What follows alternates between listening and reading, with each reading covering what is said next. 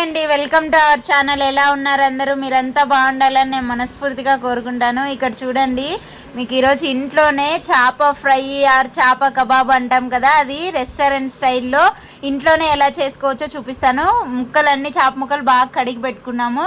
తర్వాత కొంచెం fish fry masala, కొంచెం అల్లం వెల్లుల్లి పేస్ట్, కొంచెం గరం మసాలా, కొంచెం ధనియాల పొడి, కొంచెం ఉప్పు, కొంచెం కార్న్ఫ్లోరు, ఒక నిమ్మకాయ, ఇవన్నీ బాగా కలుపుకోవాలండి. నిమ్మరసం పిండేసి కొద్దిగా ఆయిల్ వేసుకొని కలుపుకోండి, లేదు అంటే కొద్దిగా వాటర్ వేసుకొని అయినా మీరు కలుపుకోవచ్చు ఆ మసాలాలన్నీ.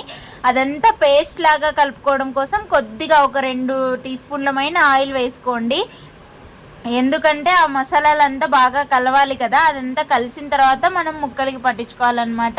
ఇది చూడండి, ఫిష్ ఫ్రై మసాలా, అల్లం వెల్లుల్లి పేస్ట్, కొద్దిగా ధనియాల పొడి, గరం మసాలా, ఒక హాఫ్ నిమ్మ చెక్క రసం పిండుకోండి, లేదు అంటే మీరు ఒక ఫుల్ నిమ్మకాయ అయినా పిండుకోవచ్చు. ఈ రసం ఇలా పిండుకొని ఆ కార్న్ఫ్లోరు, ఆ ఉప్పు, అవంతా మసాలాలు బాగా కలుపుకోవాలన్నమాట, పేస్ట్ లాగా. ఎలా అంటే మనము ముక్కకి పేస్ట్ పూసేలాగా ఉండాలన్నమాట. సో దీన్ని ఇలా బాగా కలుపుకోండి, అంత కలిసేలాగా.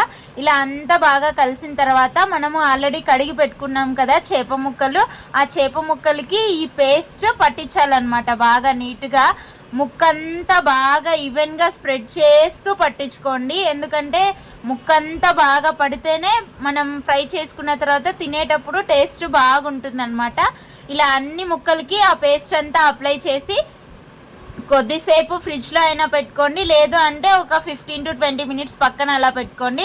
తర్వాత ఆయిల్ పెట్టుకొని ఆయిల్ హీట్ అయ్యాక ఇలా ఒక్కో ముక్క వేసి కాల్చుకోవడమే అన్నమాట.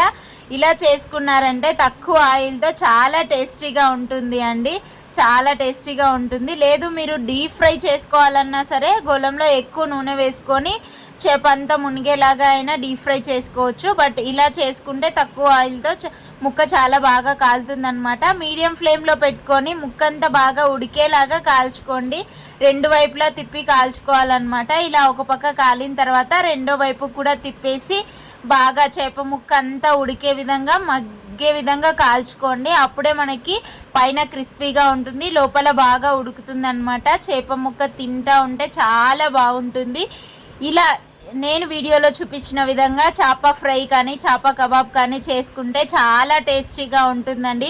రెస్టారెంట్ స్టైల్లో మనం చేసుకోవచ్చు, ఇలా ఇంట్లోనే ప్రిపేర్ చేసుకోవచ్చు. బయట ఏ మసాలా వేస్తారో తెలియదు కాబట్టి మనం ఇంట్లోనే మన ఓన్గా ప్రిపేర్ చేసుకొని ఇలా తిన్నామంటే చాలా బాగుంటుంది.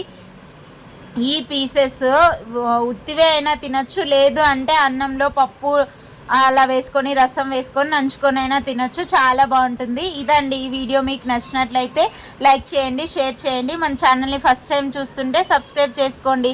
Thank you.